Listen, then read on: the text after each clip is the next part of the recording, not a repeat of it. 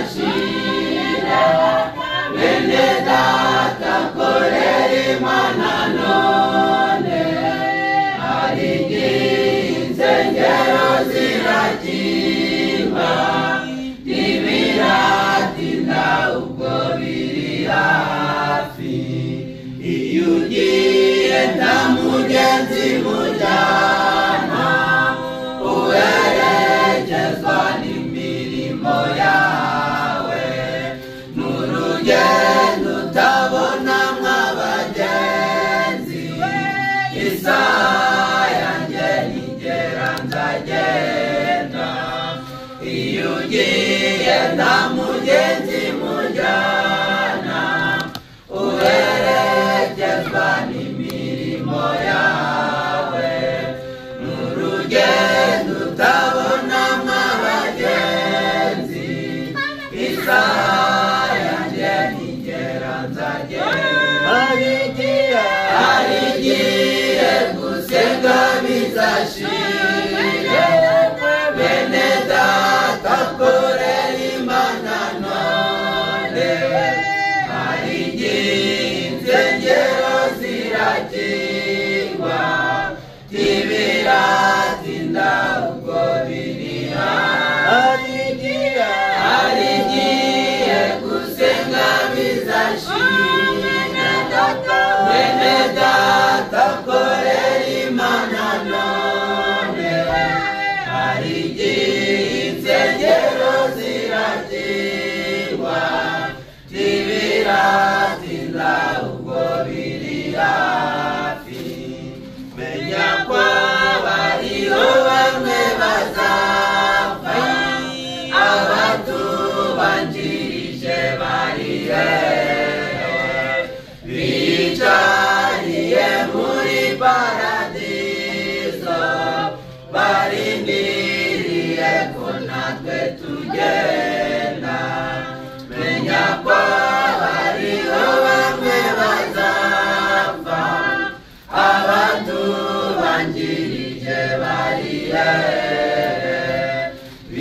bicariye muri paradizo barindiriye ko natwe tugenda hari igihe gusenga bizashira bene data korera Imana none hari igihe insengero zirakingwa ntibiratinda ubwo biri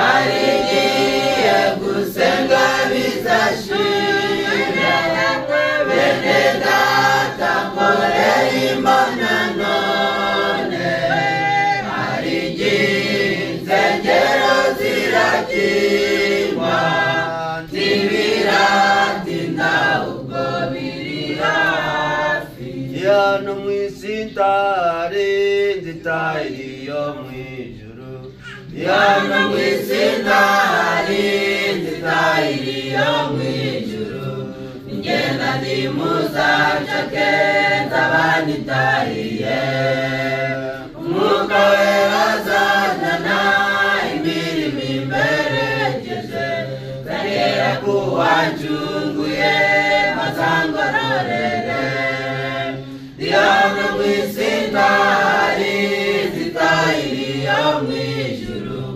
ngenda ndi muzacake nzabanyitahiye umwuka wera azanjana imirimo imperekeje nzagera ku wanjunguye mazangororere ndashima ningerayo nzabasize imirimo nzareba Imana yanjye nzayireba ibiganza nzanyura mu mihanda yubatse n'izahabu mbega ibyishimo byinshi ame haleluya ndashima ningerayo nzabasize imirimo nzareba Imana yanjye nzayireba ibiganza nzanyura mu mihanda yubatswe n'izahabu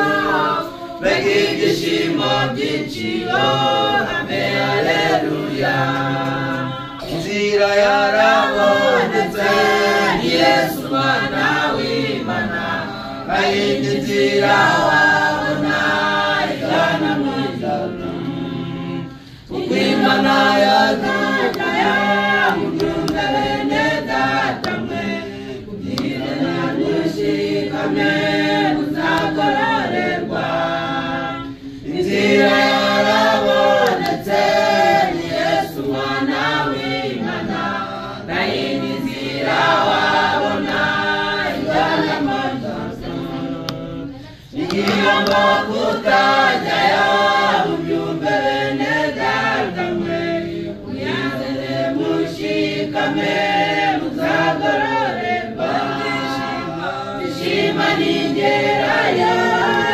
abashizimiriwe zareba Imana yanjye zayireba ibiganza zanyura mu mihanda ibatse n'izahabu mbega ibyishimo byinshi ame haleluya ishima ningerayo abashizimiriwe zareba Imana yanjye zayireba ibiganza zanyura mu mihanda ibatse n'izahabu mbega ibyishimo byinshi ame haleluya.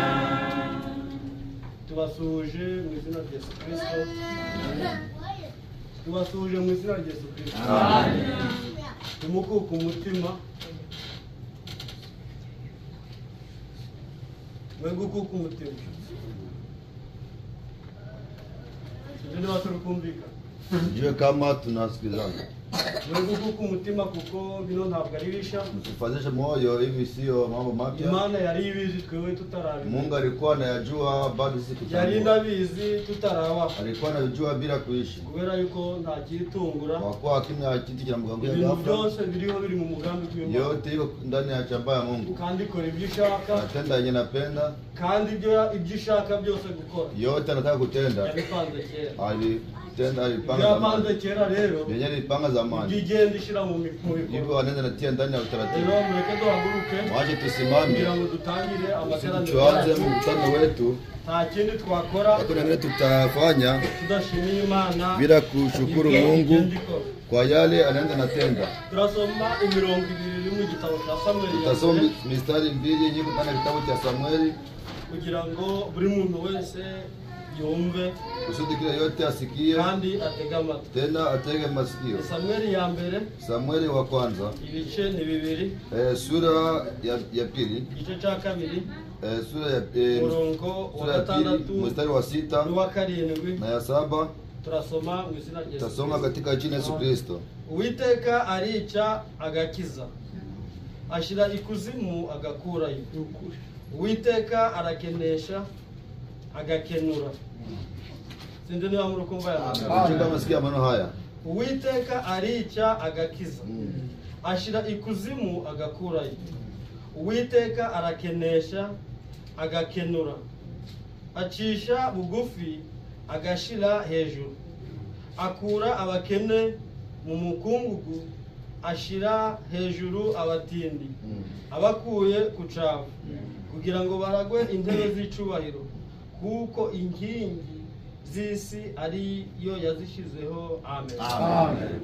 Imana yacu ihabwe icubahiro. Mungu wetu apewe sifa Mu izina rya Yesu Kristo. katika jina la Yesu Kristo. Twagize ngo buri muntu wese Nitaka kila yeyote amenye ibyabaye ajue aliyokuwa ko ari Imana kwa yabikoze. kuwa ni Mungu aliyatenda. Kandi bitere buri muntu wese Tena itie kila yeyote kubaha no gutinya Imana. kutii na kumwogopa Mungu. Amenye ko Imana Ajue kama Mungu ishobora byose, ni muweza yote, irica igakiza, anaua na ishira okoa, ikuzimu kandi anatia igakurayo. hadesi, anatoa. Wambaza uti mbese wabibonye? Unamuuliza ulipata je? Dufite abatemwe Tuko barenze na umwe washuhuda zaidi ya yakuye moja. ikuzimu Alitoka huko Kadesh, kandi bava yari bazima. wanatoka ni wakingali hai.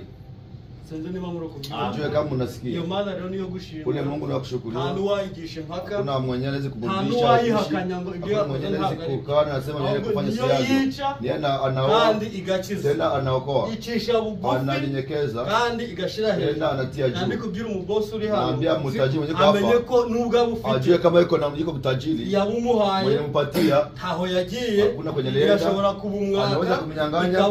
Tena anapatia mwingine. Utari wapfa. Mwenye anafariki. Namubwira ngo naweza kuambia hacho yatanze yamurinze aliyemchunga yatumye agenda aliacho naenda.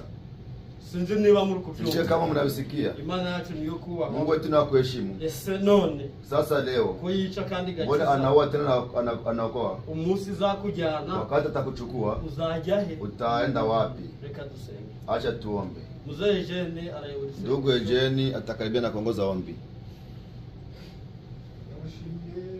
Kiranuka data na twese ushobora byose tubishimiye yuko ariwo waturinze ukabana natwe twese abateraniye muri iki cyumba abahumeka umwuka w'ubuzima ni wowe awuduhaye ni wowe udutishe wowe wabikoze ukawuduhaye ubuzima ukawuduhaye kuramuka urakoze uhabikora muhamwe mu gihe cyose tukiri bazima duhumeka umwuka wawe turacyafite amahirwe yo kukwegera maze tukagusaba imbabazi tugutegeka kugira ngo utworose imbabazi zawe uturebere mu maraso yawe maze wemere uze hagati yacu uyu muhango uri imbere yacu uyu muhango dufite uze uwivangemo umwuka weraze awuyobore ijuru rize ribane natwe uhumurize imitima y'abateraniye hano ukomeze imitima y'abateraniye hano uduhereze ihumure uduhereze ibyiringiro uduhereze no kwizera twese hamwe duteraniye hano mwami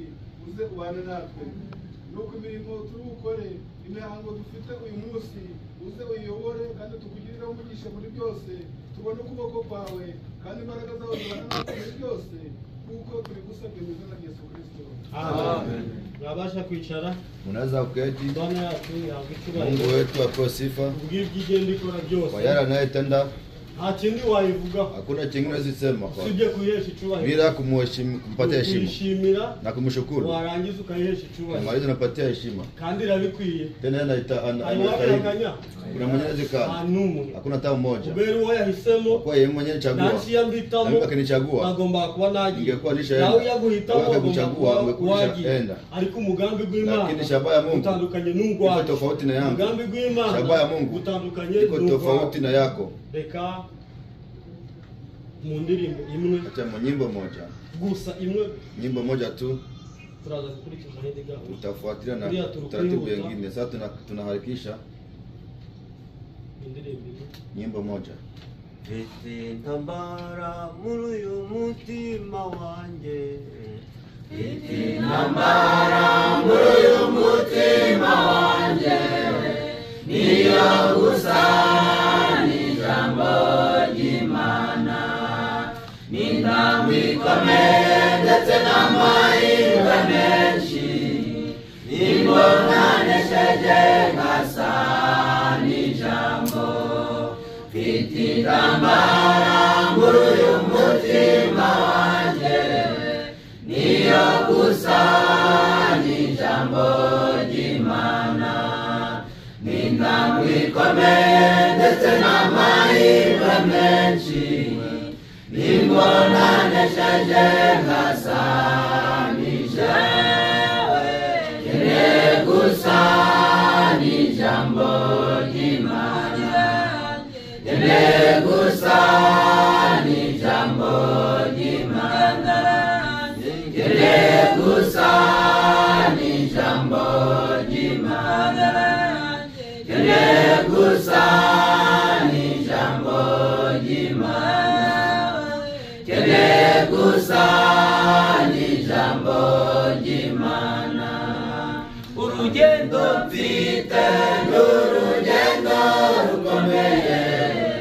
Bibaye ngombwa gusa n'ijambo. Yerusalemu cyane ngombwa ko nyigeramo. Ariko maze gusa n'ijambo ry'Imana.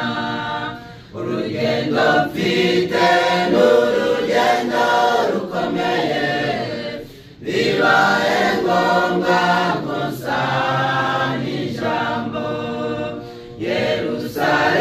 cyane ngombwa ko nyigeramo ariko maze gusa n'ijambo ry'Imana nkeneye gusa n'ijambo ry'Imana nkeneye gusa n'ijambo ry'Imana nkeneye gusa n'ijambo ry'Imana nkeneye gusa n'ijambo ry'Imana nkeneye gusa n'ijambo ry'Imana jambo ry'Imana ngwaye umutima wanjye ngwino winjiremo mu buturo bwawe tegeka byose yobora byose muri njyewe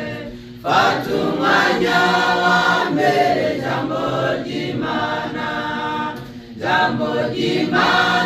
ngwaye umutima wanjye ngwino winjiremo mu buturo bwawe tegeka byose yobora byose muri njyewe fata umwanya wa mbere jambo ry'Imana nkeneye gusa n'ijambo ry'Imana nkeneye gusa n'ijambo ry'Imana nkeneye gusa n'ijambo ry'Imana nkeneye gusa n'ijambo ry'Imana nkeneye gusa n'ijambo ry'Imana. Imana yacu na n'ubundi habwa icubahiro. Mungu wetu tena ashukuriwe Mwizina rya Yesu Kristo. katika jina la Yesu Kristo. Burya nubwo ibi byabaye Kumbe ingawa hivi vinakuwa kandi twese tukaba duhuriye na sote ahangaha tunakutania mahali hapa, hari ikindi cyaduteranije kuna wengine kandi anatukutanisha Imana yari yashatse ko biba tena. Mungu alitaka kugira ngo bikue n'ubundi yongere iduteranye. kusudi tena atukutanishe. Ntabwo Imana ikora ibintu Mungu idafite afanye umugambi. mambo bila sababu. Rero mu kanya tugezemo Kumbe muda tunafikia nako kumva ijambo ya ry'Imana kusikiliza neno la Mungu. kuko ijambo ry'Imana ryahozeho Neno la Mungu mbere lilidumu na mbere mara kandi mbere iryo rigomba kuba tena, ndio inaweza kuwa la kwanza. rero Hatuwezi fanya kitu kingine ijambo ry'Imana bila kusikiliza neno la Mungu. kuko mbere na mbere hariho jambo Mara ya kwanza kuwa neno, mpamvu ijambo rigomba gutangira ndio sababu neno linaweza kuanzisha yote tena linamalizia yote. reka turarike mzee kumbuka Acha tumarike ndugu kumbuka, mugaragu w'Imana aombee mtumishi wa Mungu na amtumikishe kugira ngo ingambike imbaraga kusudi Mungu amuvike nguvu. Dusenge. Turagushimye, turaguhimbaje Uwiteka Mana yacu. Tugushimiye ko abanye natwe iminsi yose ishize, ukawongeye kwemera ko tugeza kuri uyu munsi turi bazima. Izina ryawe rihabwa icyubahiro. Uwiteka duteranirije hano kubw'igikorwa cyo guherekeza umwana wa mushiki wacu, kuko wavuze ati hariho igihe cyo kuvuka n'igihe cyo gupfa. Uwiteka Mwayimana, ijambo ryawe ibi byose bikorwa kuko ari isezerano. Izina ryawe rihimbazwe. None data, tugeze mu kanya ko gutegera amatwi ijambo ryawe. Uwiteka, ikibwiza gitambuka ntawe kibwirwa uwagiye, ahubwo ni twebwe tugihumeka, kugira ngo twitegure, kugira ngo isaha natwe nigera tugende turabera n'abaziranenge. Komeza kubana natwe, uduha amatwi y'umwuka n'amaso y'umwuka, porogaramu zose zigengwe nawe, byose tukwambaje izina rya Yesu Kristo. amen. Abashitsi Wageni turabakiriye mwese tunapokea wote ku meza y'umwami mezani kwa Bwana, kandi twakoresheje indimi ibiri tena tulitumikisha lugha mbili. tubwiye ko nta kibazo Jua tuambia kuna tatizo, mwabonye tutari gukoresha icyongereza ndio sababu kutumikisha Kiingereza kuko babitwemereye. walitukubalia. Reka twakire Imana iri Acha bukoreshe tupokee mwenye Mungu atutumikisha kwa neno lake n'akaririmbo, na nyimbo. turyoherwe n'amagambo y'Imana. Bwana peti na neno la Mungu.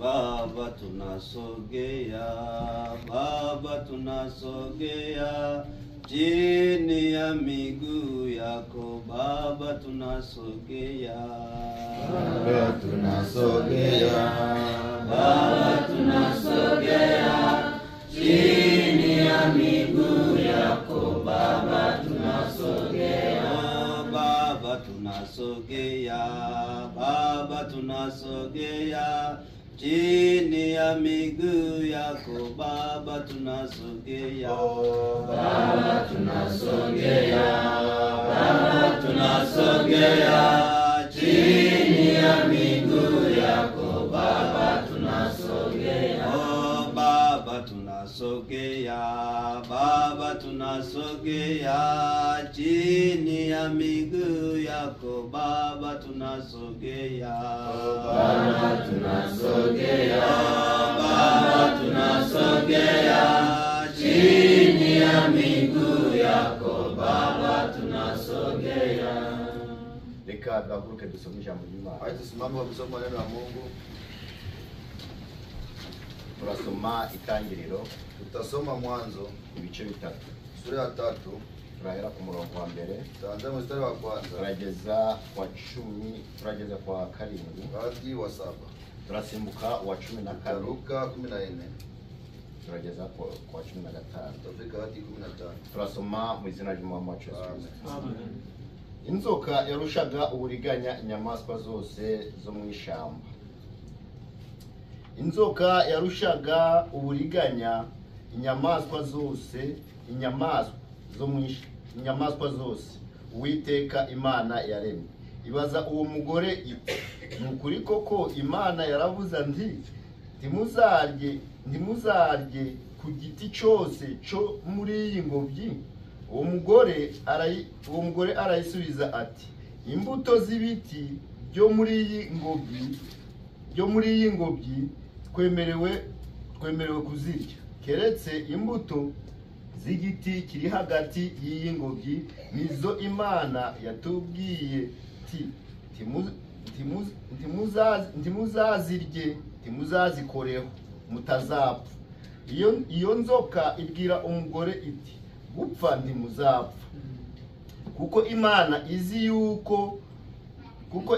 izi yuko ku munsi mwaziriyeho amaso yanyu azahweza, mugahinduka nk'Imana, mukamenya icyiza n'ikibi. Uwo mugore abonye yuko icyo giti gifite ibyo kurya byiza, kandi ko ari iby'igikundiro, kandi ko ari cyo kwifuzwa, kandi ko ari icyo kwifuriza kumenyesha umuntu ubwenge, arasoroma ku mbuto zacyo arazirya. Ahaho n'umugabo we wari kumwe nawe arazirya. Amaso yabo bombi arahweza, bamenya yuko bambaye ubusa, badoda ibibabi by'imitini biremeraho ibicocero. Ku murongo wa 14, Uwiteka Imana ibwira iyo nzoka iti, kuko ukoze ibyo, uri ikivume kirengeje amatungo yose n'inyamaswa zo mu ishyamba zose. Ujaja ugenda ukurura inda, uzaja urya umukungugu iminsi yose y'ubugingo bwawe. Nzashyira urwango hagati yawe n'uyu mugore, no hagati y'urubyaro rwe n'urwawe,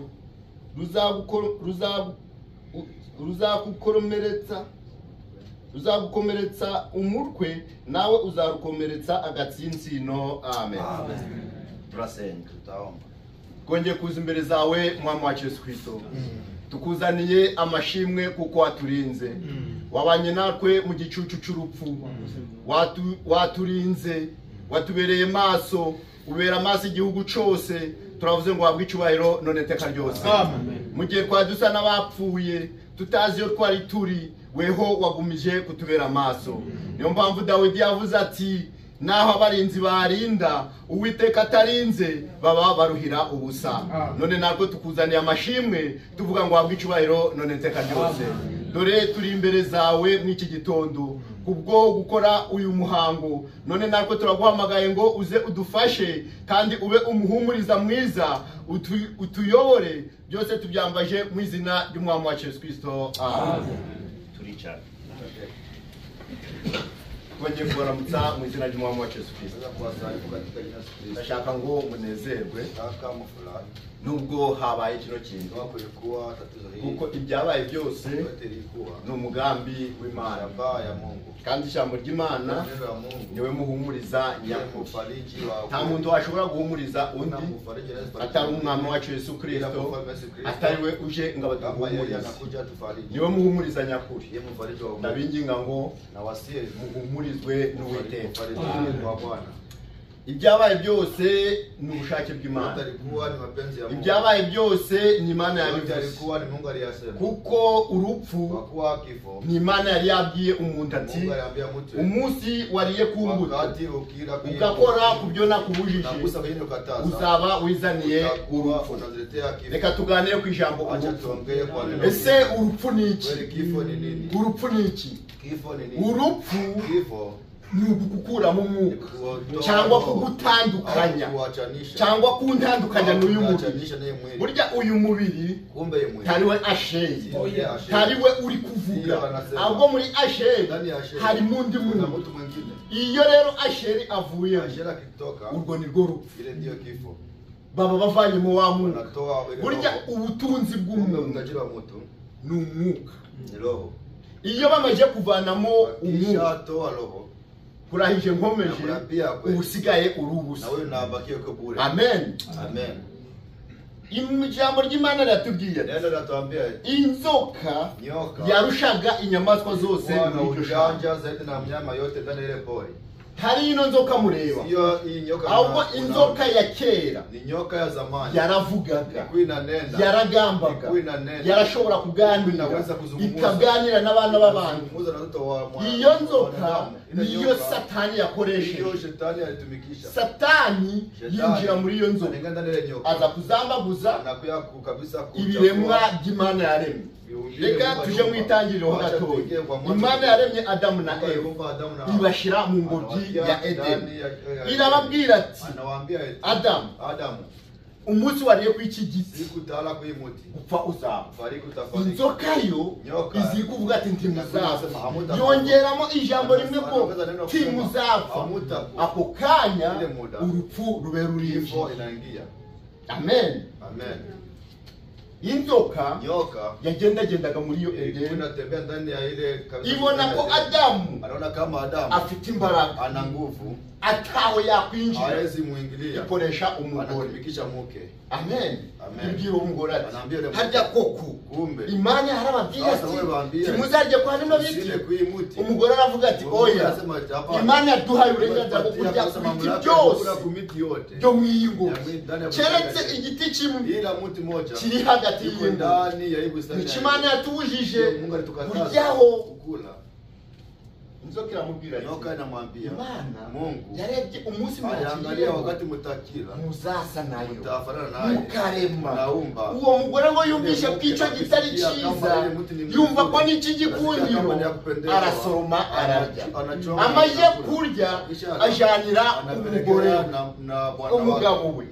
umugabo we nawe ararya. Umugabo akimara kurya niho bashotse bambaye ubusa, babona ko bambaye ubusa, bose batangira kwihisha biyemeraho ibicoce. Ijambo ry'Imana riratinda ariko ntirihera, isaha n'isaha rirasohora, kandi Imana ivuze iba yasohoje ijambo ryayo. Imana yari yavuze ati nimuzakiryaho muzapfa. Ako kanya bakimara kuryaho urupfu rwarinjiye. Amen. Urupfu ni ukuvanwa mu mubiri na wa wundi wo wakundaga, wa wundi wo wari uzi ko akomeye, ukumva ko yavuye mu mubiri, muba mutandukanye ubuziraherezo, ntimuzongeza kubonana.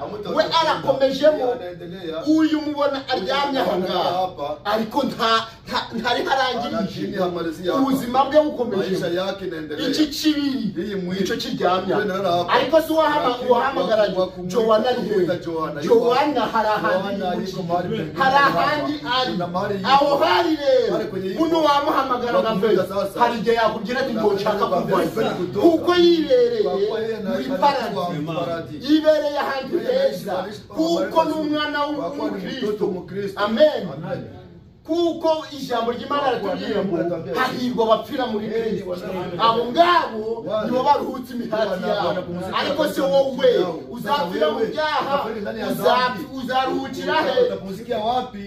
Amen. Amen. Inzoka ibwira uwo mugore ati burya Imana yarababwiye nimuzasoroma ibona ko muzarya. Inzoka itangira gusiga rya tunda iravuga ati muzarema, muzasa nayo, muzamenya ubwenge. Uwo mugore yumvishe ko icyo gitari cyiza arasoroma ararya. Urupfu rubona kwinjira. Urupfu rero turuva kwa Satani. Bikaza nkubwire ngo amagambo mwene data maje gusoma Imana niyo yica kandi niyikiza. Ibyo byose biva ku Mana. Imana yacu ishoboye byose. Amen. Ahubwo hari ubuhungiro, hari aho kwirukira rwa rupfu kugira ngo uyu munsi uyu mubiri ntupfa, ejo tuzabiruka. Amen. Amen. Iyo nzoka ibwira umugore Ile nyoka inaambia yule mketi, nimukirya mkikula muzarema, mtaumba, muzamenya ubwenge. mtajua hekima.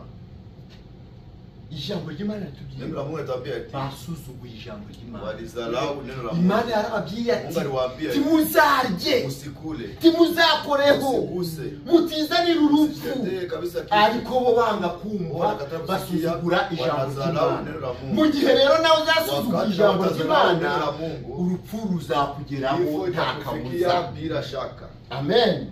Amen. Urupfu rwinjira Kifo muri ako kanya. inaingia pale pale. Tekereze Adamu, Tuwazie Adamu. wabonye Abeli apfuye. Aliona Abeli. Ese yabyifashe mu Alikamata je. yaravuze ati Alisema hivi. none uyu muntu katari gukoma yabaye iki? Ibaze ese yarahambye, ese yamenye ubwenge bwo kuzika, yamenye ubwenge bwo yakoze iki? Alifanya je? Cyari ikibazo kiremereye kuko urupfu rwinjiye Adamu atazi ko urupfu ruraza. Adamu akirema yari akimeze nk'Imana, yaragendaga neza, agategeka inyamaswa zose, akavuga bikaba, agahamagara intare, buri kimwe cyose cyaramwumvira. Ariko mu gihe yamaze gucumura n'agashishi karamusuzugura. Niyo mpamvu nawe none ubona agahere kaje ku buriri kakakubura umutekano, kandi ni agahere gato. Wabona agashishiri karakumye umubiri urabyimbye ukabura umutekano. Menya yuko uyu mubiri ari ubusa, uyu mubiri ni umukungugu. Bibiliya nitubwiye ngo wavuye mu mukungugu uzasubira mu mukungugu. Umuntu uwo ari we wese aba akomeye, aba yoroheje, azasubira mu mukungugu. None nanjye ndakurarikira ngo utarasubira mu mukungugu izere ijambo ry'Imana. Nawe nutizera ijambo ry'Imana nta kabuza urupfu ruzakuza kandi uzahera ntawe uzaboneka. Ariko ibyiringiro by'abizera nuko bazongera kubaho. Ibyiringiro byacu kuko none uyu mubiri upfa, ejo tuzamara umubiri mwiza, umubiri uboneye ubaragira. Ibyo byiringiro byacu. Amen. Amen. Ngo bakimara kuryaho Wakishala kule bose bambaye ubusa, wote wanavaa buchi. babona Eva bibaye bite? Eva binakuwa je? Bibaye bite? Inakuwa je? Yakagira inyuma, Akaenda undi nyuma akaje yake, inyuma, unaenda nyuma yake. bakiremeraho icocero. Wanajumbia majani ile ya katikatika. Hariho abantu bavuga ati bariye Watu itungo, wanasema wale matunda. bariye ipera, Walikula pera. bariye umwembe, bariye avocado. Voka. icyaha bakoze kwari ugusuzugura ijambo ry'Imana. Icyaha bakoze binjije kutizera mu mitima yabo, bakora ibyo Imana yababujije. Icyaha bakoze nta kindi ni ubusambanyi. Bakimara gukora ubwo busambanyi niho habonetse imbyaro ebyiri. Izo mbyaro ebyiri usomye iyi Bibiliya taho wanyereka ko Kayini ari urubyaro rwa Adamu. Urubyaro rwa Adamu, urutonde rwa Adamu, Kayini ntari. Ahubwo Kayini biranditswe ngo yari umubi. Yari umubi. Igihe bamaze guhura, Eva yamaze guhura n'inzoka, yinjiye mu rubyaro. Ako kanya kiyongera guhura na Adamu, yinjira mu rundi imbuto. Imbuto zombi zihurira mu nda. Bamwe bakoze icyaha cy'ubusambanyi. Wanafanya dhambi ya usharati. Icyaha cy'ubusambanyi nicyo cyamanje gukorerwa muri Edeni. Eva aryamanye n'inzoka, arongera agiye kuryamana na Adamu. Analala pamoja na abatwitse injyaro zibiri. Anakuwa na Niyo mpamvu ndio sababu iteka habonetse kutumvikana kutosikilizana muri Edeni. Kugira habonetse kutosikilizana, Abeli yari umwana wa Adamu. Abeli alikuwa mtoto wa Adamu. Adamu. Yari afite umutima na moyo kama baba yake. Yari afite kamere nk'iyase. Ariko Kayini nawe agira umutima nk'uwase. Ise Satani. Niyo mpamvu yishe murumuna we. Niyo mpamvu yishe mukuru we. Mkubwa yake aramwica, anamuua. Kubera iki? Kwa nini? Kamere zari zitandukanye. Tabia zilikuwa tofauti. Kayini yari afite ishari. Kayini alikuwa na wivu. Kayini yari afite urwangano. Alikuwa na chuki. Ariko Abeli afite urukundo, afite ibyishimo, afite amahoro mu mutima we, na amani ndani ya moyo wake. Uyu munsi Siku ya leo izo mbyaro zibiri uzao hariho abana b'Imana, hariho n'abana ba Satani, hariho abizera, hariho n'abatizera. Izo mbyaro zombi ziragendana pamoja. Bibaza ati unajiuliza Imana ibona ko turi benshi. Imbere z'Imana, Imana ibona ko turi abantu aha ngaha cyangwa isi yose. Imbere z'Imana ibona ko turi abantu babiri gusa. Umwizera umwana w'Imana, umwana wa Satani. Imana bireba. None wowe uri mu ruhero. Sasa wewe uko upande gani? Uri mu ruhero. Wewe uko upande gani? Kuri 16 14 batuambia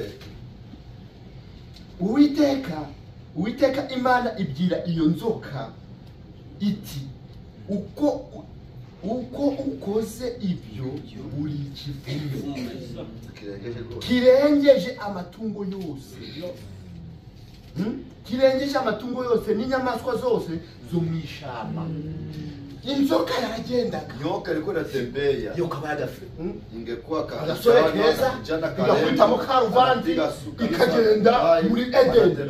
Ariko Imana ikimara kumwibwira wahangaye, wahangaye, ibiremwa naremye byose urabizamba. Ako kanya wile muda ubakivuna, unakuwa wakulaniwa, ubakivuna mu nyamaswa zose, ndani ya mnyama yote. Kandi ikindi ujaje ugenda ukura. Ako kanya umenye yuko icyo gihe inzoka yari ifite amahoro, kuko Imana ikimara kuyibwira wayikivume mu nyamaswa zose, ujaje ugenda ukururuka. Ako kanya amaguru garacitse. Irayibwira ati ujaje urya umukunda, Unakula mvumbi. ibyo kurya Chakula yako ni mavumbi. niyo mpamvu inzoka zigiye. Ndio sababu nyoka zinakula mavumbi. Ariko hano hari isezerano. Lakini hapa kuna ahadi tunayo. Hano hari isezerano. Hapa tuna ahadi. Ujaja ugenda ukurura inda, ujaja urya umukungugu iminsi yose y'ubugingo bwawe. Nzashira urwango hagati yawe n'uyu mugore, no hagati y'urubyaro rwe. Ruzagukomeretsa umutwe, nawe uzakurumetsa agatsinsiro. Ese urwo rubyaro ni uruhe? Uru rubyaro ruvugwa hano. Ese none aba bana tubyara? Oya, urubyaro ruvugwa hano ni Yesu. ni umwana w'Imana, niwe wari usezeranyijwe. Isaha yarageze araboneka. anapatikana. Igihe Yesu yavutse, Yesu alizaliwa, igihe Yesu yazamutse Golgotha, umutwe wa Satani warakorometse. Amen. Yesu akorometse umutwe wa Satani, Satani aramukorometse Yesu niwe azamutse Golgotha. Akimara kubambwa aravuga ati byose birarangije, yemwe barushe n'abaremerewe, yemwe bafite ibyago byinshi, nimuze ndabaruhura. Akimara kurangiza uwo murimo aje ikuzimu, ageze ikuzimu niho yakoreye umurimo ukomeye. Satani yari azi ko amurangije, ariko nto yari amurangije kuko yari afite imbaraga zo kumumeza umutwe. Amen. Ageze ikuzimu, akifika anamwambia ati wewe kanaume, wewe zana urwo, leta ile fungulo, leta fungulo hapa. Abamwatsi Anamnyang'anya fungulo gurupfu ya kifo n'ikuzimu. Ubu Satani ntafite imfunguzo ya kifo na iyo umwana w'Imana apfuye tageje ndaje ikuzimu, azamuka aja mu cyo kuja ikuzimu, we aje muri paradizo akaba ari yaruhutse. anamusikia kule. Yesu avuyeyo, Yesu akitoka, Biblia yatubwiye ngo azamukanye anapanda kabisa na je yarafite urufunguzo. wakati alikuwa na Satani yamaje kumuvuna umugongo, yaragiye afungura icyumba cyo bari n'Aburahamu. Aburahamu akimubona, dore nguyu wanagaburiye, Sara akimubona, dore nguyu bayubu bakimubona, baravuga ati narabivuze, naho umubiri wanjye amaso yanjye anjye murige yamubonye aravuga ati ibyo nasezeranyije, ibyo nizeye, dore ngibi ndabikora. None nawe ndakurarikira ngo umunsi wizeye uri bubone ubwiza. Amen. Uri bubone ubwiza. Iyo umwana w'Imana apfuye, tabapfuye, yeye hafariki, abasinzi anakuwa anasinzia, abaruhutse, anakuwa anapumzika, abaruhutse imitwaro ya hano kabisa, abayimutse abavema uno mubiri. Niyo mpamvu byanditswe ati nibaruhuka imihati yabo, nibaruhuka imirimo yabo, kuko imirimo bakoreye ku isi none we bizakurikirana kufuata ni ipi? kubikora ni none, Kutenda leo, ukiri muzima, kigali hai, ugifite ubugingo, ugifite umwuka uhumeka, ubu ngubu ibyo yakundaga wamukangura ukabimuhereza, ntabyo yafata. Ukunda inzoga, igihe uzaba umeze gutya bazagukangura tuzayifata. Ukunda ubusambanyi, igihe bazagukangura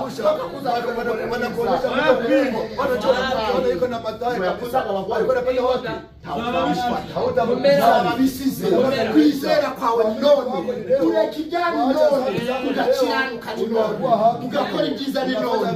Na hejuru sasa kesho isaha niyo ya saa yako ni ejo leo, saha, kesho si yako, ejo saha. kesho si mali yako.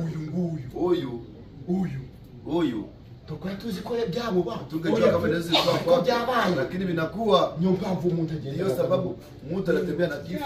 turaha Yuko karibu na wewe, ruri hano, yuko hapa rugufata utabizi, na ukamata bila kuelewa. urupfu ni akagabo, Kifo ni mwanadamu, rufata perezida, Rukamata president, rufata abakomeye, rukamata wenye nguvu, rufata na babandi bafite rukamata idolari na byinshi wale mu banki. wanapesa nyingi ndani ya banki. Kutahereza ikiguzi, kutavuga mfite ibihumbi ijana enda ndekura. 100 kamata nyaki Iyo rwagufashe, iyo rwakomanze, ruba rwakomanze, unabisha ahubwo kuruhunga wewe kurukimbia ni muri Yesu Kristo. Ngumo gusa pale pale, aho winjiye muri Kristo Yesu, Yesu Kristo, bali ndipo unakimbia kifo. Mwami Yesu yarabonetse, Bwana Yesu alipatikana, yaraje, alikuja kandi ni we tena, ni yeye udukiza. anatuponya. Amen. Amen. Reka dusome hano muri Yohana. Aje tusome hapa kitabu cha Yohana.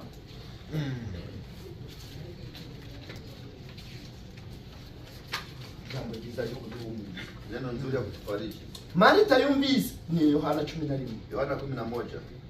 Marita yumvise ko Yesu aje kumusanganira, ariko Mariya asigara yicaye mu nzu. Marita abwira Yesu ati, databuja, yuba wari hano musaza wanje ntaba yapfuye. Kubera iki? Kwa nini? Yesu niwe byose. ndiye yote. Iyo ubahana musaza wanje ntaba yapfa. Kaka yangu Kandi n'ubu nzi yuko ibyo usabye Imana byose Imana izabiguha. Yesu aramubwira ati musaza wawe azazuka. Marita aramubwira ati nzi yuko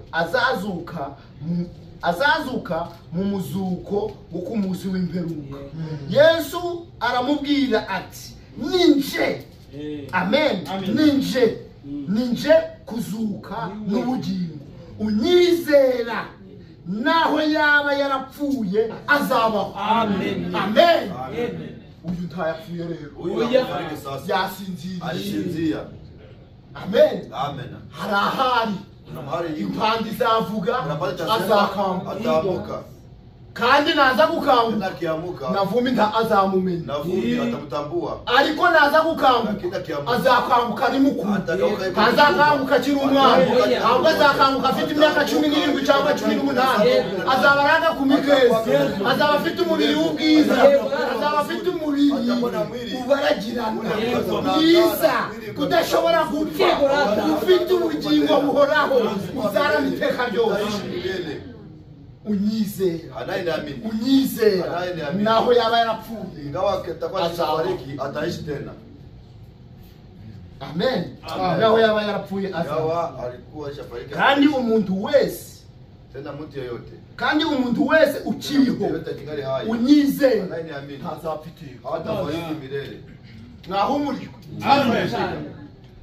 Unyizera anayeniamini naho yaba yarapfuye ingawa alikuwa shafariki ataishi tena. Nikanze kubwira ibintu. Acha nikwambie ndugu. Wewe uterania. Wewe nakusikia hapa. Hari abagabo babiri. Kuna wanaume wawili. Hariho Lazaro na Lazaro n'umutunzi na mtajiri. Ariko bombi bari bafite inzira. Kandi bombi bari batuye hamwe. Ariko umutunzi mtajiri yanesheje ibye ahazinda abaho neza. Ariko Lazaro agakene.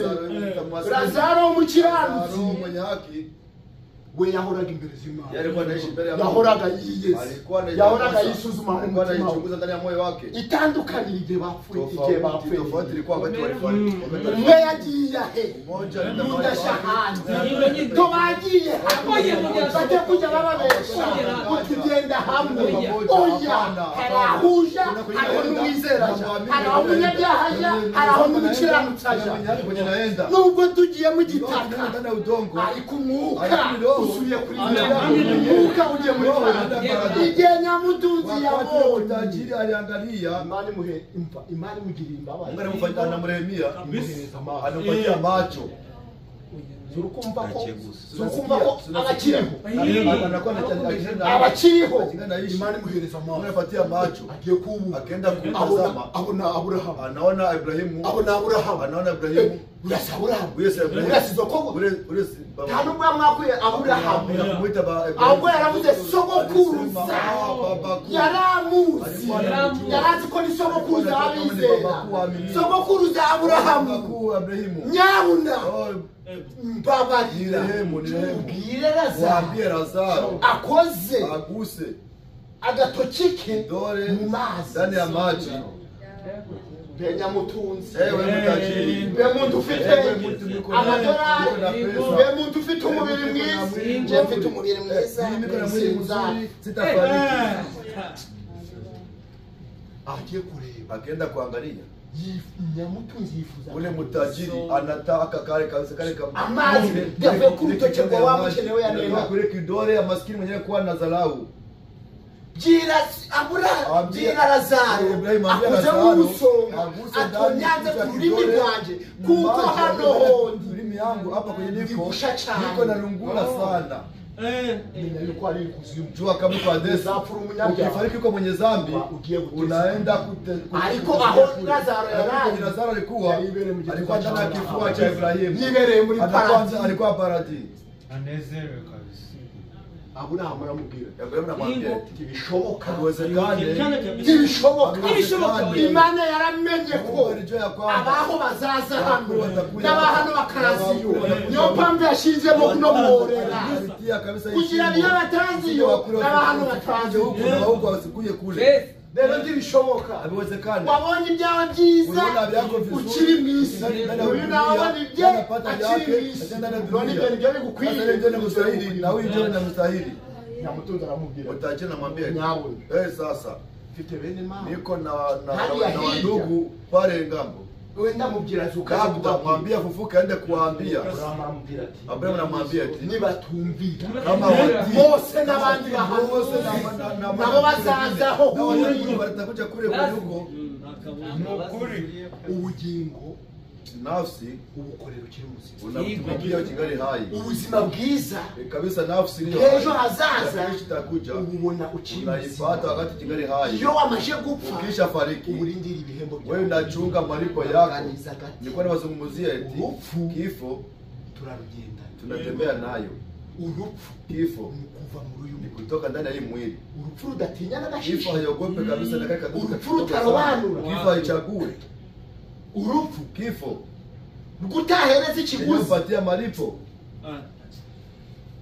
urupfu kifo ntari inshuti yawe si rafiki yako ahubwo kuruhunga wewe kukimbia kwinjira muri Yesu kuingia ndani ya Yesu Kristo iyo winjiye muri Kristo Yesu ndani ya Yesu Kristo uhunze urupfu unakuwa unakimbia niyo kifo mpamvu ibyanditse Yesu bitubwira baba ati maandiko yanatuambia ati Yesu abwira Mariya Yesu anambia Maria ati umva Mariya sikia Maria umva sikiliza Marita unyizera anayeniamini nawe yaba yarapfuye atakuwa alishafariki azabaho ataishi tena tuzabaho frere nuya azabaho ba Abrahamu tuzababona ba Isaka tuzababona ba Enoki tuzababona abo bose bapfuye yizeye tutawaona nawe ufite umugabo wapfuye yizeye nawe dufite abana bapfuye yizeye tutawaona urupfu kifo turarugenda tunatembea nayo babonetse ipatikana itegeko juu ya amri ijambo ry'Imana la riri Mungu gusohora linatimia. ahubwo nje nshimiye Mimi nashukuru Mungu Imana kuvuga ijambo Mungu akusema neno Ligasohora. linatimia kabisa. iyo niyo mana Ile ndio Mungu. ashera avuze Ashera kisema Saba avuze. Saba kisema byasohora hawezi timia. Imana ivuze Akisema, birasohora linatimia kabisa. Amen. Imana ibavuge Mungu awabariki. Imana ibavuge Mungu awabariki. kwizera ni none Kuamini ni leo. gukora ibyiza ni Gukora none kutenda mema ni leo. gukiranuka ni none Kuwa haki ni leo. ukamenya inzira y'ucamo ni Ujua none njia utapitia kugira ngo ndani ejo leo. Uzidi kesho uzamenye utakuja. aho Ujue kwenye uzaba utaishi. kuko numara gupfa Ukisha fariki bizaba birangiye itakuwa vinaisha. bizaba birangiye Itakuwa na vinaisha. nta kindi kiba gisigaye Hakuna ingine anabakia. ukiyo hepfo Kwa kule chini. hari imirimo Hakuna hari kazi, imigambi, hakuna shamba, hari iyo kwifuza, hakuna hari iyo kutamani, kurarikira, hakuna kuwa hari na iyo tamaa, gutangira, hakuna kupanga. ibyo ukora Ibyo byose tunafanya ni none ni leo. Basi, rero mushiki wacu Sasa dada yetu naruhuka amahoro. apumzike salama. twizeye tudashidikanya Bila shaka. kimana Kwa twizeye Mungu tunaamini. yavuze ati ntimuhagarike Alisema, imitima yanyu msionyeshe mioyo yenu. twizere imana nanje Muamini Mungu na mimi mu muamini. Rwanda Ndani ya nyumba ya baba kuna nyumba nyingi. amen Amen. arongera avuga ati Arongera asema, impanzi zavuga ko Arapani anasema kabisa. abapfiriye muri Kristo nibo bazamanza natwe tuzaba tukiriho duhinduke Tubadilishwe. amen abapfuye nibo bazamanza Waliofariki ndio watatangulia. bambara umubiri Wavae mwiza mwili hanyuma natwe turiho nasi tukigane hali tuvae mwili mpya tuzamurwe tunyakuliwe tumuraki mfalme Yesu. Amen. Amen. weho ujahe Wewe utaenda wapi? hari ubuturo wisha Kuna makao ulijitafutia? ko ubu buzima Mbona hii maisha tubona tunaipata? kaba ejo hari ubundi Inakuwa buzima kesho kuna maisha hari ingine. aho wishakiye Kuna mahali ulijitafutia? ikibazo mu mutima Ni wawe swali ndani ya moyo wako. kandi ijwi Na hii sauti rizagaruka itarudia tena. rizagaruka Itarudia. ngiruka cyagihe Kumbuka ile siku narakubwiye balikwambia kwizera Yesu Kristo amini Yesu Kristo niyo nzira ndio njia kugeza mu bwami itakutia kwa ufalme. amen Amen. ubuzima bwawe none Maisha yako leo uko wabufata uko ari utaikamata kokote. hari aho uzagera Kuna mahali utafika. imani zabo umva Mungu sikiliza. hari aho uzagera Kuna mahali utafika. hari aho uzagera Kuna mahali utafika. aho uzananirwa kwikura Utashindwa kujitoa. aho uzananirwa kwikura Utashindwa kujitoa wewe. naho waba uri ku gitanda Ingawa utakuwa ndani ya uri kitanda. bakakuzana ewe yakundaga iki Alikuwa anapenda Mukiza. nini? Muyete. ntawe uzashobora gukira Hautaweza kujibu. ntawe uzashobora kumva ntacu uzaba ukimaze Hakuna kitu utakuwa na akanya mafaa, hautakuwa na kuko mafaa umuntu tena. ahitamo inzira Mtu nziza anachagua njia akiri muzima kingali hai, ugahitamo n'inzira unachagua na njia mbaya akiri muzima kingali hai. buri muntu afite amahitamo Kila yeyote iko na kuchagua leo. Imana yanze kuduhitiramo Mungu alikatala kutuchagulia, Kutuhereza ubwenge buzima. atupatia hekima iliyo. tubwira ati Anatuambia eti mlichagulie sasa. mpamvu Adamu Ndio maana Adam na Eva na Eva bahisemo nabi walichagua vibaya, bari bagomba kubaho wangeishi nta rupfu ruriho bila kifo, bategeka wanaamuru byose yote, ariko urupfu lakini ruraboneka kifo inapatikana rwo gusuzugura ijambo juu ya kudharau neno la Mungu. Imana ibahe Mungu umugisha awabariki. kandi mugirire Tena Merci.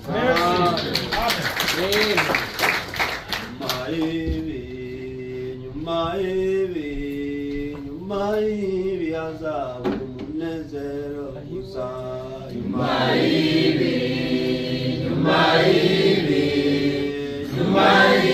hazaba umunezero gusa.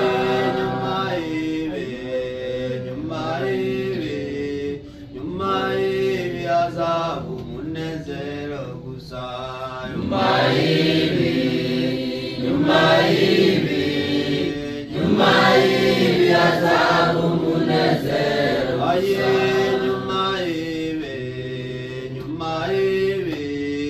nyuma y'ibi hazaba umunezero gusa